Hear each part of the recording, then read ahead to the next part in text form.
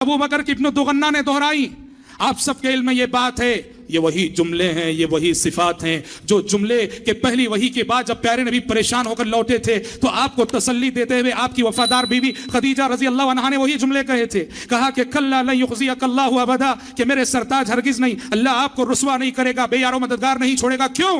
وہی جملے, اس لیے کہ آپ رشتوں کو جوڑتے ہیں, مہمان نوازی کرتے ہیں, دوسروں کا بوجھ اٹھاتے ہیں, ناداروں کو کما کے دیتے ہیں, مصیبت زدہ انسانوں کی مدد کرتے ہیں. خدیجۃ الکبریٰ نے جو اوصاف محمد عربی صلی اللہ علیہ وسلم کے گنائے, وہی اوصاف ایک دشمن, ایک کافر ابو بکر صدیق رضی اللہ عنہ کے گنا رہا ہے, جو اس بات کا ثبوت ہے کہ محمد عربی صلی اللہ علیہ وسلم کی صحبت, محمد عربی صلی اللہ علیہ وسلم کی رفاقت اور آپ کی دوستی سے ابو بکر صدیق نے آپ صلی اللہ علیہ وسلم کے اخلاق اور کردار کا پورا عکس اپنے اندر لے لیا تھا. ابو بکر کیا تھے؟ وہ محمد صلی اللہ علیہ وسلم کے اخلاق کی تصویر تھے, محمد صلی اللہ علیہ وسلم کے کردار کا بدل تھے. محمد صلی اللہ علیہ وسلم کے کردار کی ساری خوبیاں ابو بکر صدیق رضی اللہ عنہ کی ہستی میں جذب ہو چکی تھیں اور داخل ہو چکی تھیں.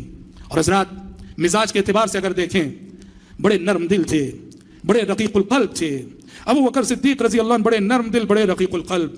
اللہ اور اس کے رسول کی باتیں جب بھی سنتے, اللہ کا کلام جب بھی پڑھتے, قرآن مجید کی تلاوت جب بھی کرتے, ابو بکر صدیق کی آنکھوں سے بے ساختہ آنسو بہ پڑتے تھے. مکی زندگی کا واقعہ ہے. ابو بکر صدیق رضی اللہ عنہ اپنے گھر کے صحن میں, جہاں ان کا گھر تھا, صحن میں انہوں نے چھوٹی سی مسجد بنا رکھی تھی, چھوٹا سا مصلی بنا رکھا تھا, اور وہاں کھڑے ہو کر ابو بکر نماز پڑھتے تھے, اور نماز میں قرآن مجید بآواز بلند پڑھتے تھے. حالانکہ مکی زندگی میں ابھی جماعت کا حکم نہیں آیا تھا, جماعت کے ساتھ نماز نہیں ہوتی تھی, ہر صحابی اپنے طور پہ نماز پڑھتے تھے. ابو بکر اپنے گھر کے صحن میں انہوں نے جو مصلی بنا رکھا تھا, وہاں کھڑے ہو کے نماز پڑھتے, اور نماز میں قرآن کی تلاوت کرتے ہوئے اتنا روتے کہ ان کے رونے کی وجہ سے, ان کی تلاوت کی وجہ سے مشرکین کی عورتیں, مشرکین کے بچے سب آ کر ابو بکر کو گھیر لیتے.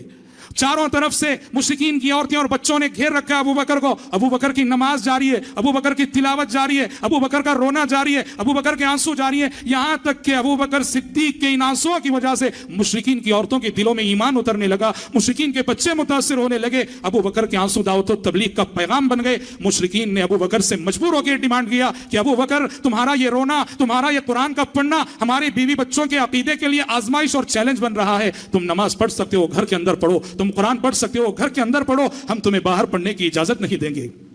بڑے رقیق القلب تھے. اور جیسا کہ دوسرے موقعوں پر بھی آتا ہے, ابو بکر صدیق رضی اللہ عنہ کی آنکھوں سے آنسو بہت جلد بہ پڑتے تھے. اور حضرات, ابو بکر صدیق رضی اللہ عنہ کی ایک اور خوبی یہ ہے کہ خیر کے ہر میدان, دیکھو عموماً انسانوں میں ہوتا یہ ہے کہ انسان اعمال میں جو ہے کسی انسان کا رجحان کسی عمل کی طرف زیادہ رہتا ہے. کسی کا دل نفل نمازوں میں زیادہ لگتا ہے, وہ بہت زیادہ نفل نمازیں پڑھتا ہے. کسی کا دل روزوں میں زیادہ لگتا ہے, وہ بہت زیادہ نفل روزے رکھتا ہے. کوئی تیسرا ہے, اسے نفل نمازیں اور نفل روزے تو اس کی زندگی میں نہیں, مگر صدقہ و خیرات